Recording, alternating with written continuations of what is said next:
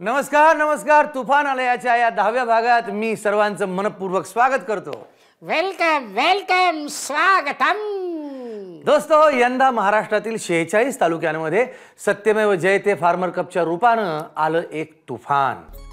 हजारो शेतकरी एकत्र आले आणि सलग तिसऱ्या वर्षी महाराष्ट्रात रुजली तंत्रशुद्ध गटशेतीची एक लोकचळवळ. या लोकचळवळीला भक्कम पाठबळ देणाऱ्या एका अत्यंत महत्त्वाच्या घटकाविषयी इथे मला थोडंसं बोलायचं आहे. हा घटक म्हणजे पाणी फाउंडेशनचे फंडर्स बजाज ऑटो. श्री राजीव बजाज यांच्या नेतृत्वाखाली बजाज ऑटोची CSR टीम म्हणजेच बजाज बियॉन्डची टीम पाणी फाउंडेशनच्या पाठीशी सदैव भक्कमपणे उभी राहिली आहे. तुम्ही दिलेल्या या सहकार्याबद्दल मी पाणी फाउंडेशनच्या वतीने खूप खूप तुमचे आभार मानतो. दोस्तो, तुफान आलयाच्या यंदाच्या पर्वातील हा अखेरचा भाग आहे. हे पर्व अत्यंत खास होतं कारण यंदा आपल्यासोबत होते दस्तूरखुद्द अर्धवटराव.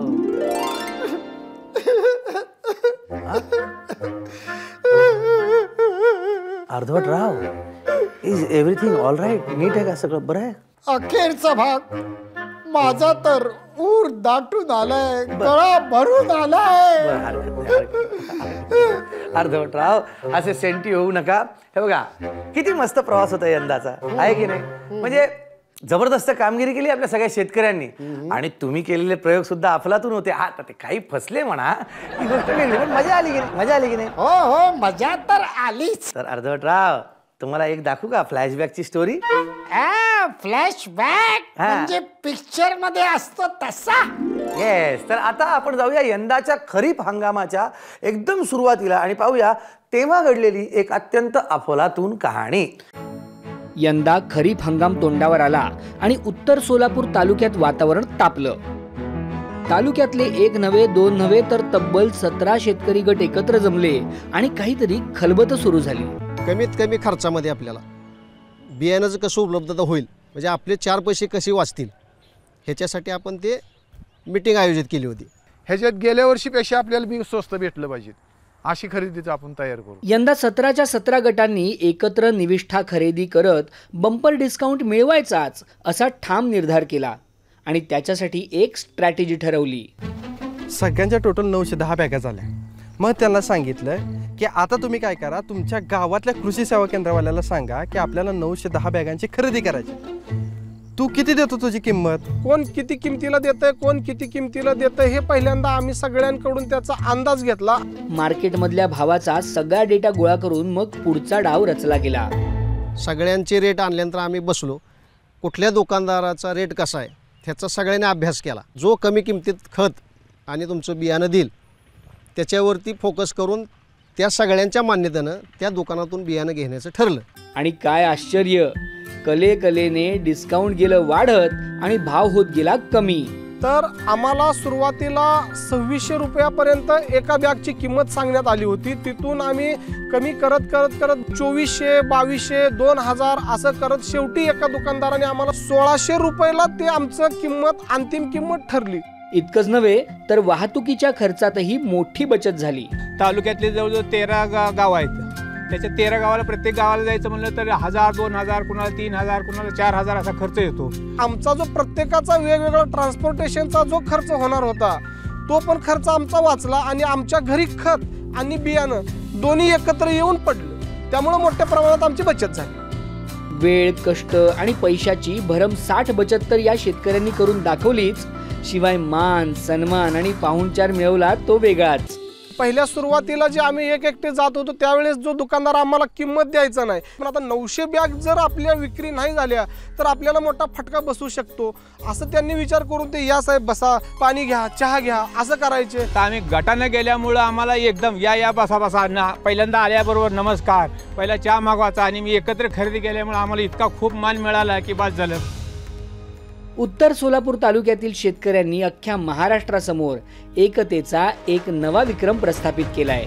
बघा, एवढी मोठी बचत जी झाली आहे ना, ती शेतकऱ्यांनी एकत्र येऊन केली आणि ते सगळे शेतकऱ्यांचे पैसे आहेत ते शेतकऱ्यांच्या खिशामध्येच राहतात. आणि ही जी ताकद आहे ना, ही फक्त आणि फक्त गट शेतीमध्येच ताकद आहे.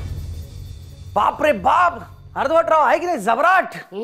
हा, हे किती इंटरेस्टिंग आहे. अख्ख्या तालुक्यातले इतके सगळे गट निविष्ठा खरेदीसाठी एकत्र आले, याला म्हणतात प्रोग्रेस. काय म्हणा अर्धवटराव? 1 2 3 4 फार्मर कपचे शेतकरी हुशार. यह बात आहे. तर दोस्तो, सध्या इकडे तिकडे चोहीकडे आले आहेत सुगीचे दिवस आणि फार्मर कपचे शेतकरी घेत आहेत भरघोस भरमसाठ नव्हे तर विक्रमी उत्पादन. चला तर पाहूया या उत्पादनाची एक छप्परफाड कहाणी. गोष्टीची सुरुवात होते मागच्या सालापासून. 2023 मध्ये खटावमधल्या पांगरखेल गावातल्या महिला आपला शेतकरी गट बनवू पाहत होत्या, पण नेहमीप्रमाणे घरच्या पुरुषांचा याला विरोध होता. घरातली म्हणायचं कशाला गट पाहिजे तुला, हां गट करायचा आणि सारखी ती मीटिंग घ्यायची, त्यापेक्षा गट नाही काय नाही. आता आम्ही एवढी शेती माणसं लावून करतोय तर आमच्या ज्यानं होईना झाली आहे, मग ह्यांना 1 एकर शेती देऊन ह्या काय करणार आहे त्या. एवढा विरोध असूनही महिला मात्र मागे हटल्या नाहीत. म्हटलं तुम्हाला काय करायचं ते करा, जेवा जेवू नका, भांडू नका, बोलू नका, काय करायचं ते करा, तुम्ही आम्हाला आता सोडून देत नाही. अखेर जमीन मिळवत महिला गटशेतीत उतरल्याच. एकत्र येऊन दणक्यात शेती सुरू झाली. पण निसर्गाच्या मनात काही औरच होतं. आम्ही दशपर्णी अर्क फवारला होता, चिकट सापळे लावले होते, पक्षी थांबे लावले होते, परत कामगंध सापळे लावले होते, सापळा पीक पद्धत घेतली होती. काय काय वयस्कर महिला म्हणायच्या अगदी दृष्ट लागायसारखं पीक आलंय, आणि खरंच आमच्या पिकाला दृष्टच लागल्यागत झाली. 1-1.5 महिना पाऊसच पडला नाही, नुसते ढाळे असेही राहिले, संपूर्ण फुलं झडून गेली. पोटच्या पोरासारखं जपलेलं पीक डोळ्यात देखत वाळून जाताना बघून जीव तीळ तीळ तुटू लागला. आतून तर आम्ही पूर्ण तुटल्यागत झालो होतो, खचून गेलो होतो. म्हणजे पिकाकडं अगदी त्या बघू सुद्धा वाटत नव्हतं, अगदी काळीच धस्स व्हायचं. ती घेवडं जाताना बघितलं का नाही, बांधावर गेला म्हणजे डोळ्यात आमच्या अश्रू यायचे की बाबा हा जर घेवडा गेला तर आपल्या मुलांचं शिक्षण पुढं कसं होणार. ज्या वेळेला परीक्षा फी भरायची असते त्यावेळेला आपल्या जवळ रुपया सुद्धा नसणार आहे. दुःखाचा कडू घोट मागच्या साली महिलांनी मोठ्या कष्टाने पचवला. आणि मग यंदा पुन्हा आलं एक नवीन वर्ष, नवा हंगाम आणि आली एक नवीन आशा. खचून न जाता यंदाही गटशेती करायचीच असं महिलांनी पक्क ठरवलं. प्रत्येकाचं घरातली अशी म्हणायची की ह्या वर्षी गट बंद, पण आम्ही एकमेकींना महिला म्हणायचो गट नाही बंद पडला पाहिजे. आपल्या समोर एका दुःखाचा डोंगर नाही, असे 100 डोंगर जरी आपल्या पुढे उभा राहिले ना तर आपण त्याला टक्कर देऊन पुढे जाऊ, हे त्यावेळेस आम्ही ठरवलं. निर्धार पक्का होता, पण संकटांची मालिका काही संपेना. ह्या वर्षी ना अक्षरशः एवढी वाईट परिस्थिती होती की आम्हाला बी विकत घ्यायला पैसे नव्हते. 1-2 पैसे असले तर बाकीच्यांचं काय, बाकीच्या 9-10 जणींचं काय, त्यांनी काय करायचं, कसं करायचं. दुसरी एक अडचण म्हणजे कसं झालं माहिती आहे का, स्मार्टफोन घरात प्रत्येकापाशी होते पण ते आमचे स्वतःचे नव्हते. यावेळी गटाच्या मदतीला धावून आले गावातीलच एक हितचिंतक तुषार जगताप. प्रोत्साहन व्हायला आपण केलं तर मला त्याच्या पद्धतीने डबल काम करणार, त्यासाठी मी मग माझ्या पद्धतीने मोबाईल घेऊन दिला, सगळ्यांना सपोर्ट केला, सर्वांचे बियाचं पैसे मी स्वतः भरले. तुषारनंच म्हणजे ते सगळे बिल दिलं. ते म्हटले तुम्ही आत्ता देऊ नका, सगळा घेवडा निघाला त्याचं काय तुम्ही म्हणजे विकला, त्याच्यानंतर जे तुम्हाला येईल त्यातनं मला तुम्ही द्या, पण आता मागं नाही सरायचं. बियाण्याची सोय झाली, स्पर्धेसाठी लागणाऱ्या मोबाईलचीही सोय झाली आणि मोठ्या जोमाने यंदा पुन्हा शेतीची नवी सुरुवात झाली. मागच्या वर्षीचा अनुभव लक्षात घेऊन एक महत्त्वाचा बदल यावर्षी महिलांनी केला, तो म्हणजे BBFने केलेली पेरणी. आमच्या घरची नाहीच म्हणायची तुम्हाला कशाला पाहिजे BBF. माझ्या क्षेत्रात साधे पेरणीसाठी ट्रॅक्टर घातलेला मी काढायला लावला, म्हणलं माझं क्षेत्र मला BBFनेच पेरायचे. BBFने पेरणी केल्याचा प्रचंड फायदा गटाला झाला. आठवडाभर सतत पाऊस पडत होता, त्यावेळेस झालं काय, ज्यांनी चारा पद्धतीनं घेवडा पीक केलं होतं त्यांचे पीक असं ओंबळल्यागत झाले होते, घेवडे पूर्ण गेले होते. पण आमचं पीक आम्ही BB पद्धतीने पेरणी केल्यामुळं ते आहे तसंच होतं आणि तेजबाज दिसत होतं. हुरूप वाढत गेला आणि मग स्वतः पंप पाठीवर उचलत महिला फवारणीसाठीही मैदानात उतरल्या.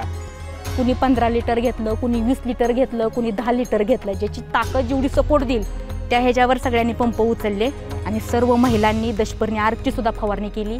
एकमेकांच्या सोबतीने दिवस लोटत गेले. यंदा निसर्गानेही साथ दिली आणि पाहता पाहता पीक आलं काढणीला. काढणीलाच्या वेळेस म्हणजे घेवडं एवढं छान होतं का नाही की एका ढाळ्याला 25-30 अशा शेंगा होते. रानात गेलं का नाही की घरीच वाटायचं नाही, काय घेवडा येतं. घेवड्याची रास बघूनच ना इतकं मन तृप्त झालं होतं, समाधानी झालं होतं की आत्तापर्यंत आम्ही शेती करतोय ना 13-14 वर्षात, अशी की मी अशी जादू कधीच झाली नव्हती. मागच्या वर्षीचा धक्का पचवून खचून न जाता एकूण एका संकटावर हिमतीनं मात करत अखेर महिलांनी यंदा घेऊन दाखवलं रेकॉर्ड ब्रेक उत्पादन. आमच्या गटातील 11 महिलांचं सरासरी 300 क्विंटल घेवडा उत्पादन निघालेलं आहे. 13-14 एकाला निघाली, काही ना म्हणजे 15 सुद्धा निघालेत. म्हणजे एवढी माणसं खुश आहे ती का नाही की ते म्हणतात आजपर्यंतच्या म्हणजे रेकॉर्डच तोडला तुम्ही. महिलांनी करून दाखवलेल्या या दमदार कामगिरीमुळे आज पुरुषांचंही मनपरिवर्तन झालंय. मी माझ्या जन्मापासून 55 वय माझा आहे, मी कधी पाहिलंच नव्हतं एवढं उत्पन्न निघालं आणि आता इथून पुढं असं वाटायला लागलं ह्यांनीच केले पाहिजे. माझ्या मिस्टरांची माझी पाठथू पोटली, मला म्हटले खरंच शाब्बास, तुम्ही म्हटल्यासारखं तुम्ही खरंच करून दाखवलं. आता त्यांना वाटतंय की तुम्ही 1 एकर मागताय ना, आम्ही पुढच्या वर्षी तुम्हाला 2 एकर देतो गटाला. अरे वा वा वा, जबरदस्त. सुयोग महिला शेतकरी गटातील या जिगरबाज झुंजार लढवय्या चॅम्पियन महिलांना माझा सलाम आणि माझा सल्यूट. हो.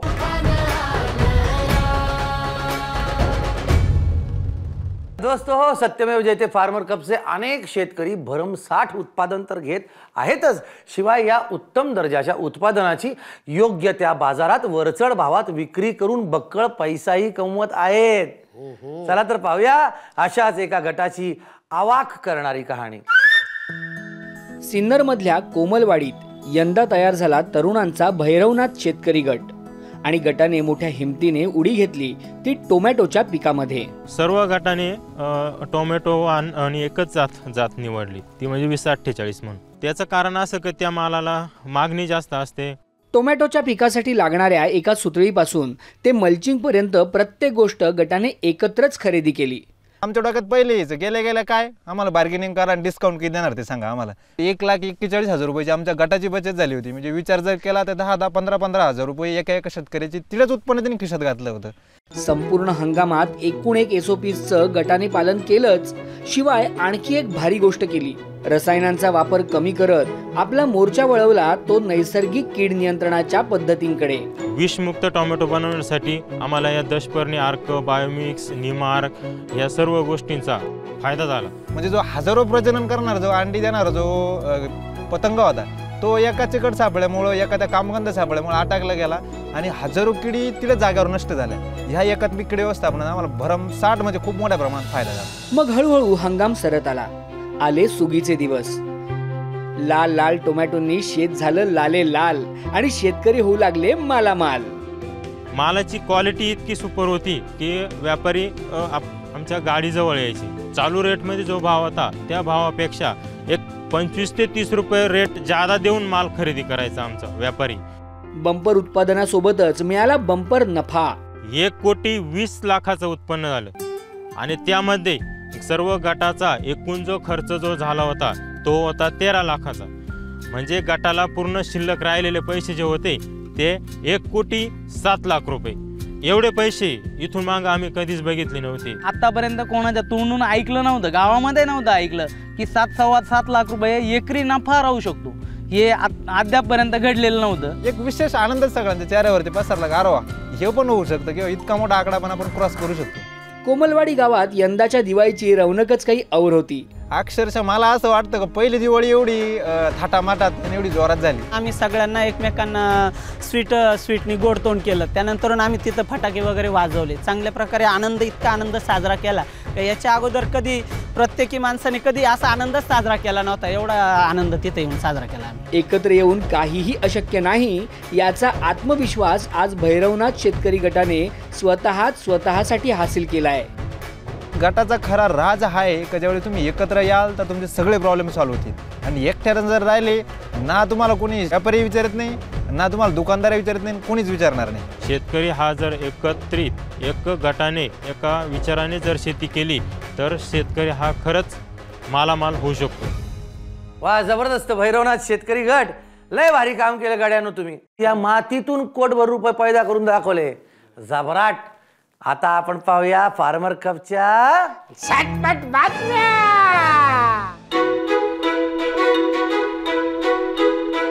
कळमनुरीतल्या बेलमंडल गावातील समृद्धी महिला शेतकरी गटाने सलग 3 वर्ष घेतली आहे भरघोस उत्पादनाची हॅट्रिक. यंदा गटातील अनिता संतोष मुधोळ यांनी तर एका एकरात तब्बल 14 क्विंटल सोयाबीनचं उत्पादन घेऊन एक नवा विक्रम प्रस्थापित केलाय. फक्त सोयाबीनच नव्हे तर हळद आणि तूर या पिकांमध्येही या गटाने उल्लेखनीय कामगिरी केली आहे. माढा तालुक्यातील अकुल गावातल्या वसुंधरा महिला शेतकरी गटातील स्वाती विठ्ठल कदम यांनी तंत्रशुद्ध एसओपीज युक्त शेती करत एकरी तब्बल 60 क्विंटल मक्याचं उत्पादन घेऊन मागील वर्षीचा स्वतःचाच विक्रम मोडत इतिहास घडवलाय.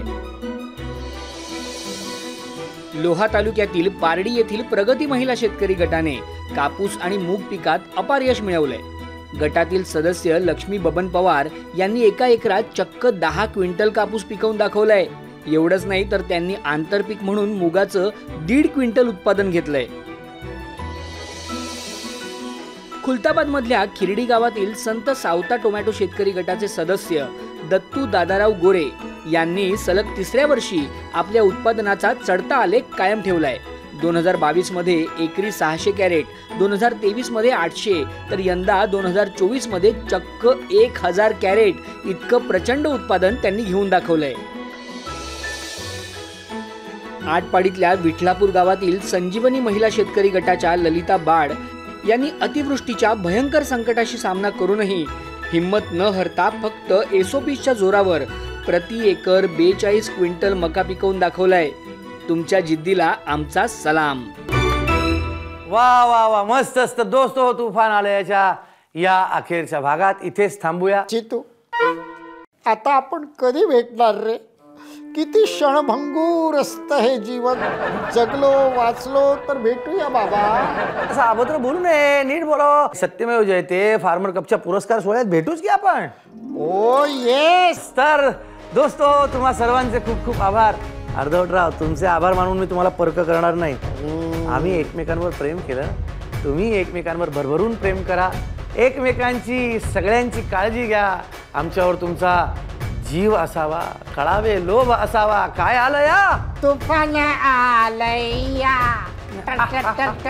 तुफान आलया.